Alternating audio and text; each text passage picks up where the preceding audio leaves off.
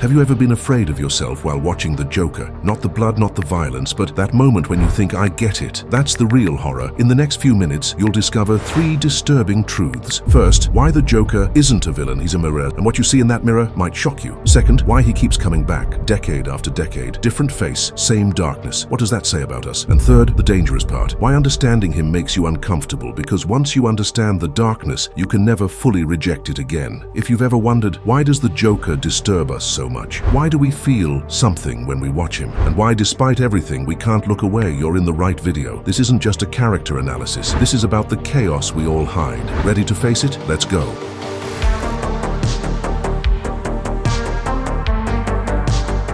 Have you ever felt something strange deep inside while watching The Joker? You're not exactly scared, but you feel uneasy because somewhere deep down there's something familiar about him, and that's exactly why he unsettles us. The Joker doesn't just scare us, he holds up a mirror. When he first appeared in 1940 facing Batman, he was just an ordinary thief. He was supposed to die after a few pages, but the editors didn't kill him because they realized something. This man was different. He wasn't just another enemy. He was Batman's reflection, the chaos hiding within order, the madness twisting inside reason. And since that day, the Joker has become not just Batman's opposite, but a symbol of the darker side of humanity. But what if the Joker is actually the part of us that we've been suppressing? Even his creation story is unsettling. 3 people claim to have created him: Bob Kane, Bill Finger, and Jerry Robinson. But none of them could agree, because the Joker, just like madness itself, was an idea that no one could fully own. The inspiration for his face came from the 1928 film The Man Who Laughs, a man cursed with a permanent smile, a man who must keep smiling even while he suffers. That was the Joker's true birth, a smile mixed with pain, and that smile never faded. The Joker has changed over time. Sometimes a clown who tells jokes, sometimes a ruthless killer, sometimes a failed comedian. But one thing has never changed: that disturbing feeling. Because the Joker isn't just someone who kills people, he's like a philosopher laughing at the absurdity of life. And sometimes what he says sounds frighteningly logical. Wait a minute, why does it sound logical? That's where the real discomfort begins. The most terrifying thing about the Joker is this: he doesn't even remember his own past. Sometimes I remember it one way, sometimes another, he says. If I'm going to have a past, I prefer it to be multiple choice. That line doesn't describe his madness, it describes his freedom. He's a man who doesn't care who he is. He belongs to no rule, no identity, no order. And that's exactly why he makes us uneasy. Because in the Joker's world, everything loses meaning. Morality, order, justice, they're all just jokes to him. While we desperately cling to our rules and our truths, he just laughs. And that laugh whispers to us, what if all of this really is meaningless? But the most disturbing part is just beginning. In The Dark Knight, the Joker says a line: all it takes is one bad day to reduce the sanest man alive to lunacy. That line doesn't make you laugh, it makes you think, because no one is completely safe. None of us. Madness isn't a disease unique to the Joker. It's a potential in every human being, he just doesn't hide it. We do. That's his real power. He exposes what already exists within us. He represents the chaos we've buried inside. He throws society's hidden darkness back in our faces, and he laughs while doing it. And in that laugh, we see our own reflection.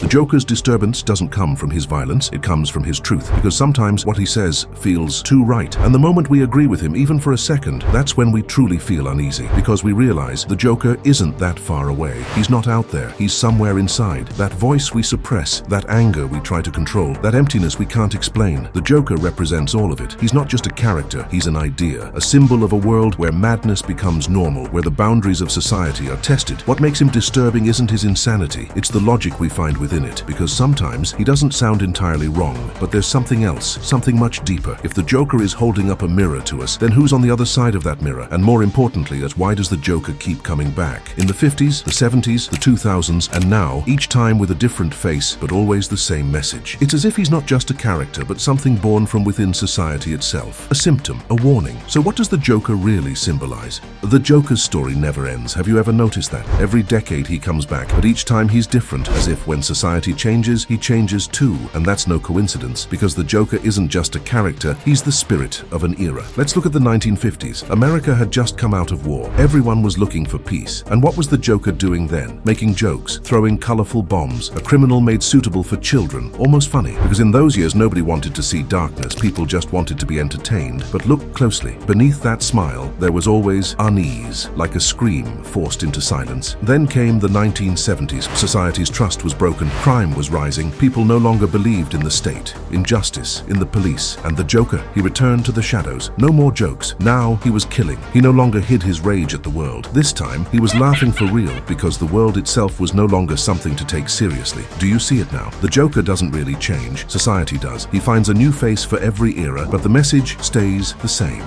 The more corrupt the world becomes, the more sense the Joker makes. He's not a symbol of order. He's a symbol of collapse. In the 1980s came Alan Moore's The Killing Joke, and in it the Joker said a line that sums everything up. Madness is just one bad day away. It sounds simple, but it reveals a terrifying truth. The Joker wasn't born evil. He was just a man who stopped trusting the world after one terrible day. His story is the story of a break that any of us could experience, and that's what makes him disturbing, because he's not that different from us. But the real turning point came in 2008. With Heath Ledger, the Joker moved beyond comics and into the center of culture itself. Ledger's Joker wasn't a random maniac. He was an anarchist with an ideology. He lived to expose how fragile order really is. Everything he said made sense, and that's exactly what made it terrifying. This city deserves a better class of criminal, he says, and I'm going to give it to them. Or simply, all it takes is a little push, and he's right. Everyone watching that film had the same thought, even if only for a second. What if he's not entirely wrong? That's the Joker's power. He shows us the logic hidden inside evil, and when we understand that logic, that's when the real discomfort begins, because understanding him feels dangerously close to agreeing with him. Then came 2019, Joaquin Phoenix's Joker. This time, there were no superheroes, no Batman,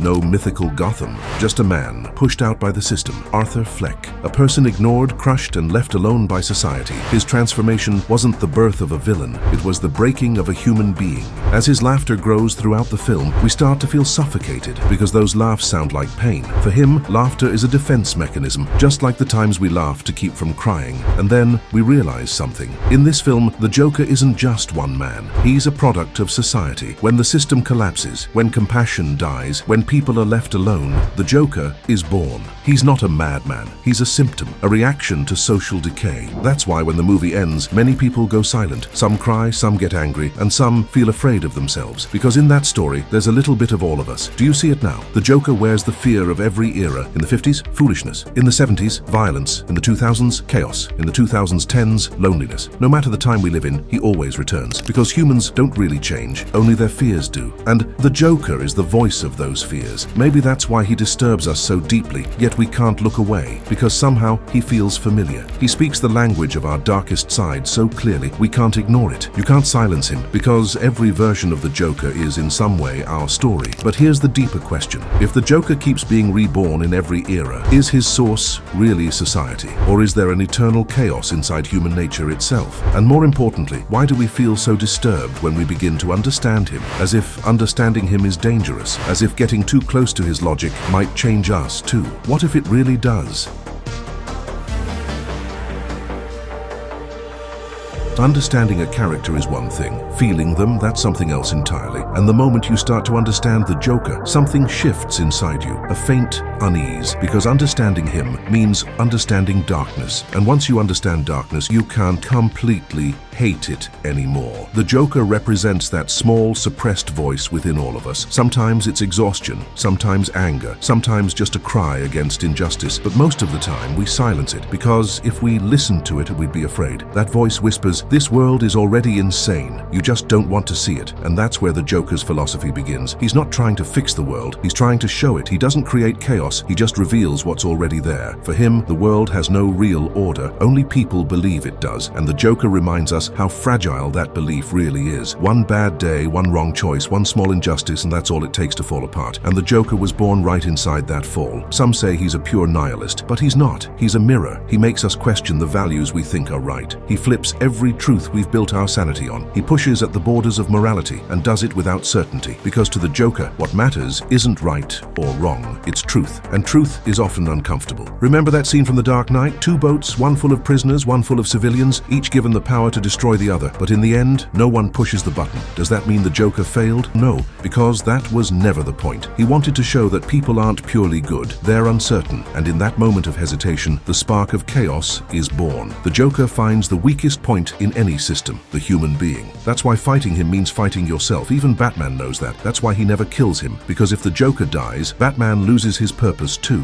They are two sides of the same coin, one preserving order, the other constantly testing it, and somewhere between them we find our own balance. But the Joker's true danger lies elsewhere. He makes you think. You start to agree with him, even for a second, and that's the most disturbing part. Because you realize that chaos can make sense, and once you understand it, it touches you. You don't have to accept an idea for it to affect you. Just understanding it means you're no longer entirely separate from it. The human mind loves order. It craves cause and effect, clarity, structure, but the Joker drops one question right in the middle of that order. What if nothing really means anything? That question sounds harmless, but it's dangerous. Because if nothing has meaning, then everything can. And at that point, the line between madness and freedom disappears. Maybe that's why we fear understanding him, because to understand the Joker is to step, even briefly, beyond the borders of reason. Out there's no morality, no law, only the raw, uncomfortable truth. And truth isn't always beautiful. Still, the Joker teaches us something. You can't destroy chaos completely, because it's not out there, it's inside. And no matter how deeply you bury it, one day it resurfaces. Sometimes as anger, sometimes as silence, sometimes as laughter. That laughter isn't the Joker's voice, it's ours. That's why the Joker isn't just disturbing, he's honest. He's not afraid to show how fragile justice, morality, and order really are. Maybe that's what unsettles us most, because deep down, we know. He's not just a storybook villain, he's the rawest reflection of what it means to be human. And maybe the real madness isn't in understanding him, but in still being able to smile after we do. Think about it. If the Joker only shows us our own darkness, then who's truly insane? The one who sees the madness, or the ones who wake up every morning and convince themselves that this world is still normal? Maybe the Joker's greatest joke is this, that we call him crazy, when perhaps he's the only honest one. And that thought is the most disturbing one of all. Joker's story doesn't end here, because he's more than just a character. Maybe he's the voice of that unsettling truth hidden somewhere inside each of us. So, what do you think? Which version of the Joker affected you the most? Or did you ever see something of yourself in his story? Let's talk in the comments. I'm genuinely curious.